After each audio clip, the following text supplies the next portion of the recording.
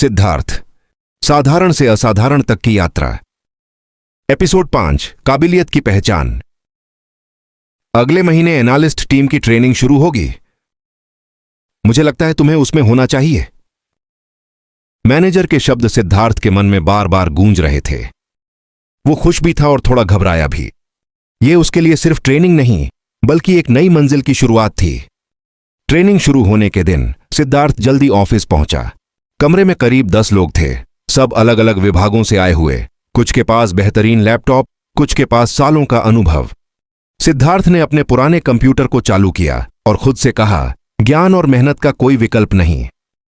पहले दिन ट्रेनर ने कहा, एनालिस्ट सिर्फ डेटा नहीं संभालता, वो उन नंबरों में छिपी कहानियां खोजता है। ये वाक्य सिद्धार्थ के दिल में उतर गया। वो हर लेक्चर में सबसे आगे बैठता, हर सवाल का जवाब ध्यान से नोट करता। बाकी लोग जब लंच ब्रेक में बातें करते, वो अपनी फाइलों में फॉर्मूले आजमाता रहता। धीरे धीरे उसकी पकड़ बढ़ती गई। एक हफ्ते बाद जब ट्रेनर ने एक टेस्ट लिया, सिद्धार्थ का स्कोर सबसे ऊपर था। लोग हैरान थे। जो पहले डेटा एंट्री वाला कहलाता था, अब सबको पीछे छोड़ चुका था। एक दिन ट्रेनर ने सबको एक प्रोजेक्ट दिया। कंपनी के पिछले 6 महीने के प्रोडक्शन डेटा का एनालिसिस तैयार करो। हर किसी को 3 दिन का समय मिला। सिद्धार्थ ने पूरी मेहनत झोंक दी। रातें छोटी लगने लगीं। वो सिर्फ रिपोर्ट नहीं बना रहा था, बल्कि उसे समझने की कला सीख रहा था। कभी एक्सेल, कभी चार्ट, कभी विजुअल स्लाइड्स, सब खुद तैयार करता गया।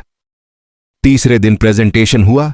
जब सिद्धार्थ की बारी आई तो कमरे में एक अजीब सी शांति थी। उसने आत्मविश्वास से रिपोर्ट खोली। रंगों से सजा हुआ डैशबोर्ड, स्पष्ट निष्कर्ष और सटीक समाधान। ट्रेनर ने प्रस्तुति खत्म होने पर कहा, सिद्धार्थ, तुम्हारा काम किसी प्रोफेशनल एनालिस्ट से कम नहीं। तुमने सिर्फ डेटा नहीं दिखाया, बल्कि एक सोच दिखाई है। उस पल सिद्धार्थ को लगा, उसकी मेहनत आखिरकार दिखाई देने लगी है।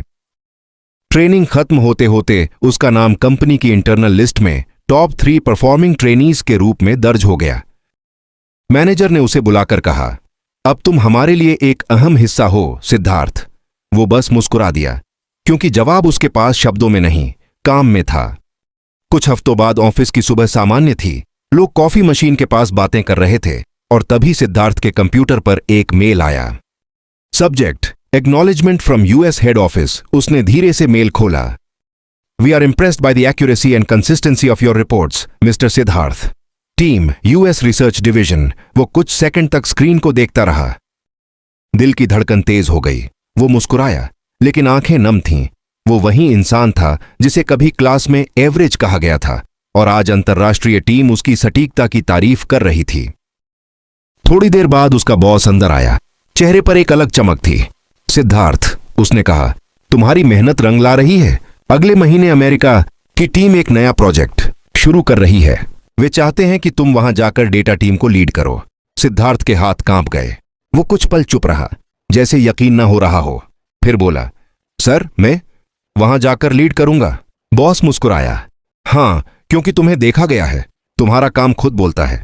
वो पूरे दिन कुछ नहीं बोल पाया, बस अपने डेस्क पर बैठा, उन पुरानी फाइलों को देखता रहा जिनसे कभी शुरुआत की थी। शाम को घर पहुंचा तो प्रिया दरवाजे पर इंतजार कर रही थी। उसने खबर सुनते ही उसकी आंखों में आंसू आ गए। देखा, मैंने कहा था ना, मेहनत का फल देर से सही, पर मिलता जरूर है। आरव दौड़ता हुआ आया। पापा, आप अमेरिका जा रहे हो? सिद्धार्थ ने उसे गोद में उठाया और मुस्कुराया। हां बेटा, पर यह सफर तुम्हारे लिए है।